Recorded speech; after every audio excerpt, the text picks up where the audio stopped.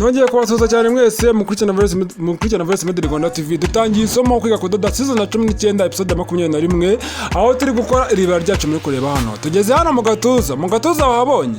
Dore nahanga dore izi moderi zo mu gatuza ndo turi gukora. Zirebe neza uzitegereze, dore turimo gukora hano mu gatuza. Ahangaha wahabonye ku iribaya ryacu ryuzuye, dore ni kuri bizarangira bimeze. Rero nkubwira ati wowe mushyashya wowe utazi ngo turi kwiga iki, ni iribaya uri kureba hano.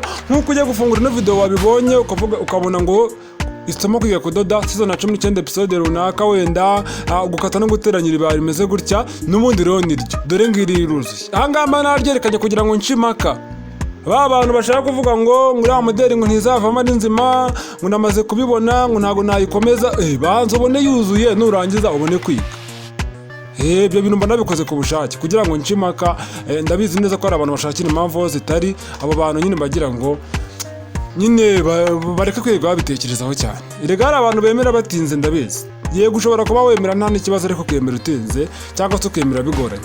Ni ukuvuga ngo rero hano izi ni incamake vati biriya byose twagiye tubikora n'ibi ngibi ntabwo nirirwa mbisubiramo cyane. Buri munsi ndabivuga genda ujye gutangira episode ya mbere wowe mushyashya cyangwa se urebe iyi ngiyi ugere ku musozo urebe uko nsobanura. Niwumva ubikunze ubishimye ukomeze ujye gutangira. Kandi nk'ugatira kuri season ya 19 twatangiye kuri season ya mbere sinzi ngo ni mu myaka ingahe ishize cyangwa se mu gihe kingana gutegesha ariko ubu tugeze kuri season ya 19. Muri iyo season ya 19 tumaze kwiga mu moderi 18.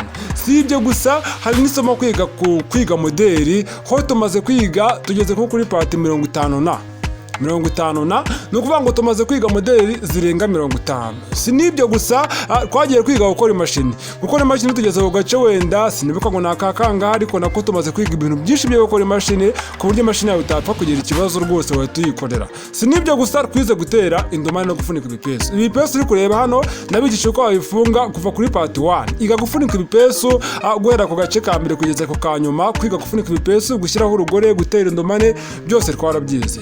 Si ibyo gusa no guteka nabyo twagiye tubyigaho, gusa nashaka ko tubikomeza muri ino minsi. Si n'ibyo gusa twagiye twiga n'ibintu byinshi sinajya kubivuga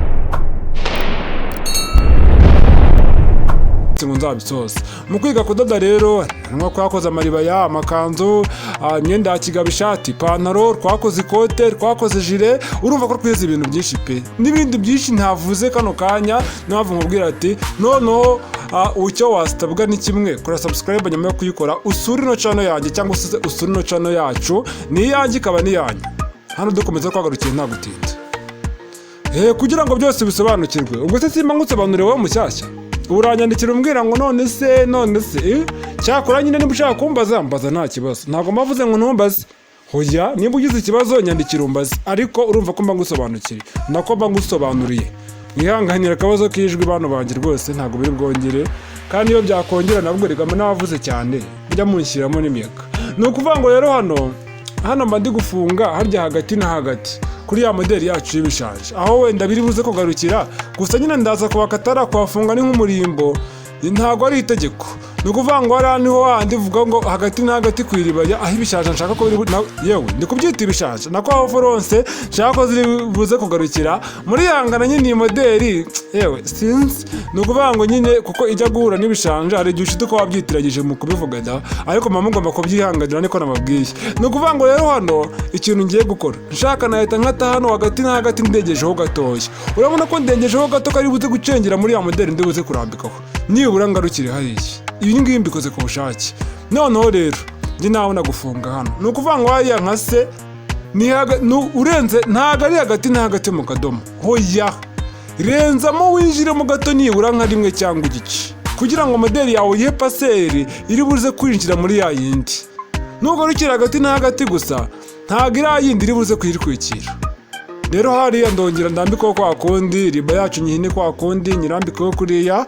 Nyuma yo kubikora mpitacishamo kara kadodo nta bindi. Erega nakubwiye ngo tugeze ku musozo, turi hafi kugera ku musozo. Urabona ko ibikomeye twagiye tubikura mu nzira. Gusa abantu banjye hari kanzu tugiye gukora umva ni hatari yo kanzu. Noneho nimba nzayikatira he ko meza ndumva ntazayikatira ngo bikunde. Noneho nimba nzayikatira yewe sinzi ko nshobora kuzayikatira hasi, ariko tuzabibona ninjya kuyikora. ni ukuvuga ngo hano nyine ntabwo biba byoroshye, ni urugamba, nabyita ngo ni urugamba, gusa nyine tuzagera tubikora neza akantu ku kandi. Nzagerageza kuko iyo kanzu ndumva ari ikanzu ya moderi nziza cyane, muzayikunda. Kandi na nyuma yayo n'ubundi ndumva hari indi kanzu nayo iri kuri taye, ikanzu ikoze buduruwate hasi, ikanzu yegereye hasi, hejuru nabwo yegereye, gusa nyine ifite utuntu tw'utumoderi. Abakobwa rero mube hafi n'abamama, cyane cyane abakobwa, iyo kanzu muzayikunda cyane kuko izaba ifite n'amamoderi. Urumva ko ibyo gukora ni byinshi pe, gusa nyine ni inkunga ziba zabaye nkeya kugira ngo ibyo bintu byose mutembe kuranga uburyo bwihuse. Ndabwira umuntu ati si inkunga koko, guhera ku giceri cya veni ko agenda, kuko ni ikihe kibazo. Sinkubwiye ngo jya gushaka ya mirenge yayandi uzabona bikuguye mu bushobozi bwawe rwose, vuga ati ngiye bateye inkunga, kuko ibyo bintu bikozwe n'abantu 1000 wenda z'urugero. Umva sinzi kabisa, ni ukuvuga ngo nizo moderi mvuga, ahari imenya no mu cyumweru kimwe twajya tuziga, buri cyumweru tukiga moderi karangira, kandi buri cyumweru tukiga nibura nk'amamoderi 3 icyarimwe kandi tukayasoza. Ariko erega byose biterwa na hehe, nange murabizi ibintu byose ni ibishoro. Dukomeza sasa rero, ahangaha urabona ko maze gufunga hasi, wabibonye dore n'ibiriya wabibonye. Iyi moderi iyi ngiyi ntago navuga ngo ntago ari ubwa mbere tuyize, ariko nyine twayikoze ndi kubigisha uko bakora moderi. Mu kwiga moderi narayigishije, ariko ntabwo yari igerekeranyije gutya, howe yaregeranaga, ariko mwarayibonye. Mu kwiga moderi ugenda urebemo, nagiye nyikora ku bice by'ibishanja bijya kumera nka nerivire, ngashyiraho utuntu tw'utumoderi, sishyiraho riba, ngashyiraho akantu k'akadanteri n'ubundi, ariko k'akamoderi nako kandi keza gasobanutse, n'aka nako tugiye gukoresha nako karasobanutse, ko danteri zose aba ari nziza. Turwa niyo umukiriya ashaka cyangwa turiho yakunze. Noneho hano hejuru kuri no moderi yindi reka amafogi. Ni ukuvuga ngo rero wowe umutayeri ikintu hano wakora, ntuzagenda ufate igitenge cy'umukiriya wawe ngo ugiye kureba danteri umukiriya atazi. Ubwo n'ikigo siko azayishima, ubwo n'ikigo iryo barugiye gukoresha azarishima. Hano nakoresheje wenda nka riba y'umukara, sibyo? Hari uwafata riba kandi kabara kari mu gitenge akavuga ati ngiye niyo nshakaho, wowe ukihutira gufata umukara, nyamara ugasanga nyiri umwenda umukara ntawe ashaka. Rero biba byiza iyo ubashe kubaza umukiriya wawe kugira ngo umubwire ati se ushaka ko azajya ahiye riba isa gute, ese danteri urashaka ubuhe bwoko, wabonye hano ni intengaho kariya wabonye. Ni ukuvuga ngo rero gakwikira hariya wabibonye, uba ugomba kubipimanya neza ku buryo biri buhuriremo. Ahagana hano hasi ku musozo urabona ko hari andi gushyira agatoki hariya, nyine rwa rutoki hariya hashaka kurenga, nyine habashaka ahantu ndi kuhagereranya naho ni hatoshye kuri kariya kamoderi gatoshye. Uba ugomba kubipimiranya neza ku buryo bihuriramo, ku buryo nyine kariya kamoderi k'ibishanja nako ka foronsi gasa nakinjiramo, ariko nabwo ntikarenge ngo kagere kure, karenze n'ubundi kahita gahinguka ku rundi ruhande.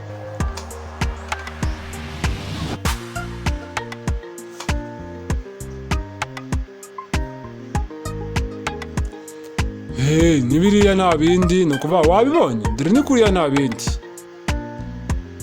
None impamvu ndambitseho kano gatambaro kuri wa muntu wavuze ngo n'ubundi kano gatambaro ngo ndi gukira ngo n'ubundi ngo birasa ngo n'igitenge, ngo si ngombwa.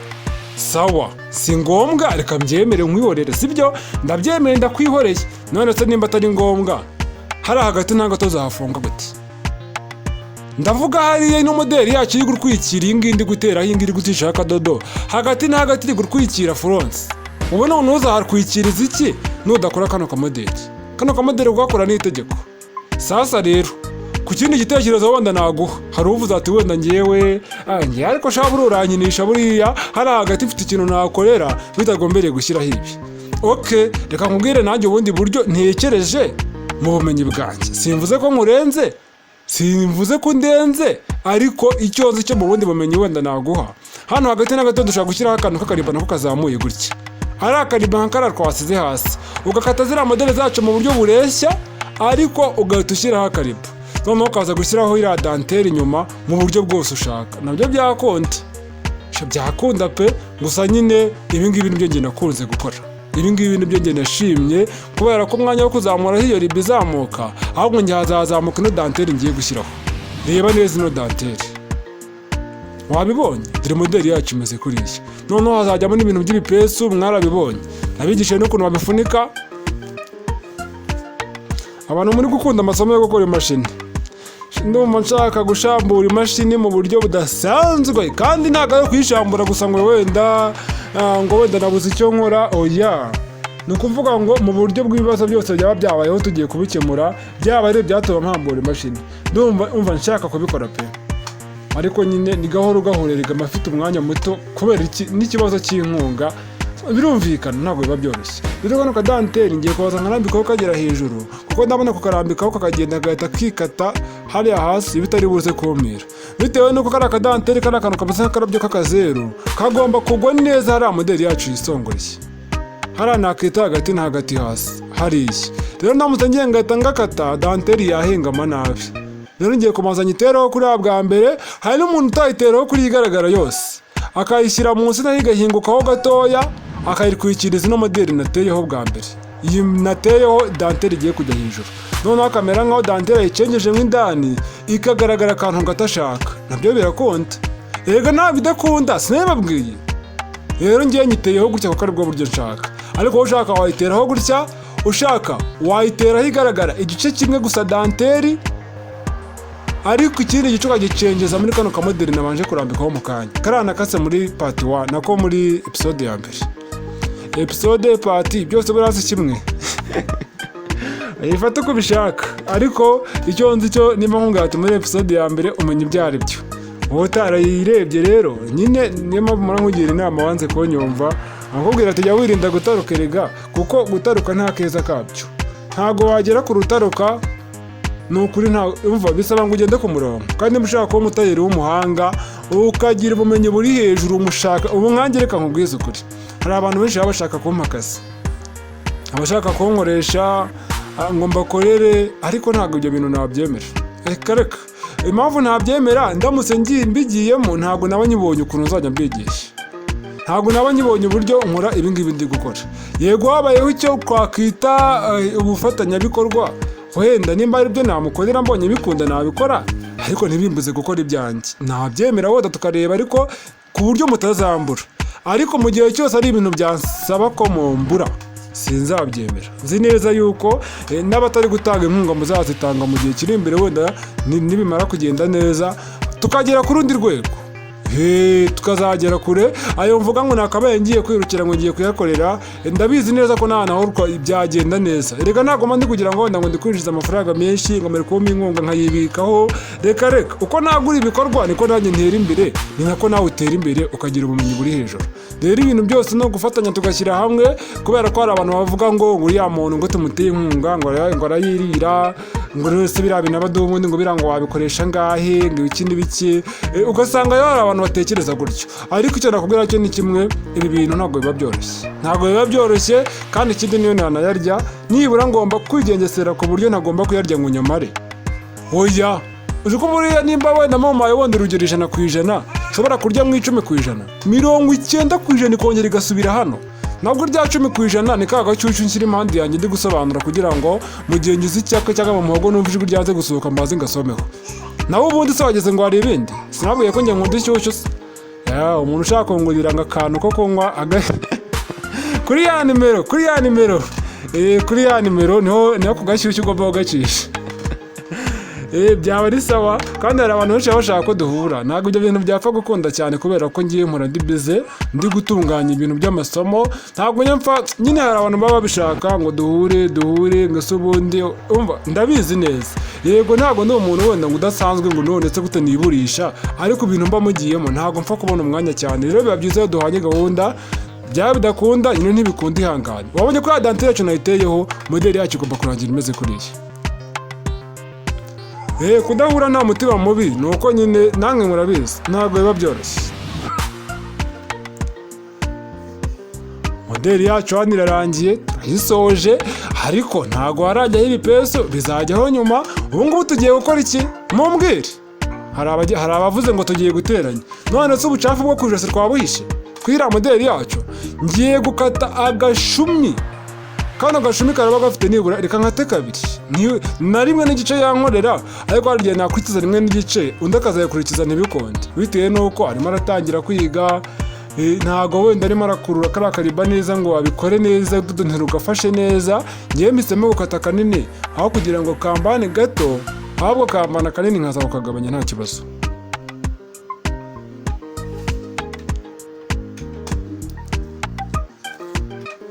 akantu ku kandi ndi sawa cyane kubera ko murabikunda, kandi moderi nk'izi ndashaka ko ziza ari nyinshi pe, ndumva mbishaka, ariko ndabizi neza ko bizakundirega, mba mbyizeye. Rega ibintu nabitangiye oya kamazi nako nsobanure. Ni ukuvuga ngo rero hano n'ubundi iriribaya yacu nk'ibisanzwe turasinya ku bubi bwayo. Mubwira ati iriba ushaka kuyigira agatenge, ushaka wayigira irariba isanzwe nyine yayo mu karanateyo hariya. Gusa nyine kugira ngo ntazigira nyinshi zigaba akavuyo, niyo mpamvu kwijosi hejuru nasize agatenge, kuko hari abantu badakunda akavuyo. Hari n'abantu bakunda akavuyo, mutumva mvuga akavuyo akagira babirakariramo. Hari umukiriya ukubwira ati ngiye nshakira akavuyo, moderi y'akavuyo, moderi ifite akavuyo ntabwo nayikunda, ndashaka moderi imeze nyine, hari ababyita ngo ni moderi ngo gusa mvuga ikinyarwanda cyabyo ntabwo muri buri foto ukundira, cyangwa bamwe namwe muri leta babigira impamvu. Ni ukuvuga ngo hari abavuga ngo ni moderi y'akavuyo, ngo ngiye nshakira moderi y'akavuyo ifite akaduruvaye ukuntu, iyo moderi niyo nshaka. Hari abantu baba bakunda moderi nk'izo, cyangwa se bakavuga ngo moderi ngo hajya ngo babivuga gute, moderi ngo y'abasazi, moderi hoya nimumva avuze gutyo ntimundakarire.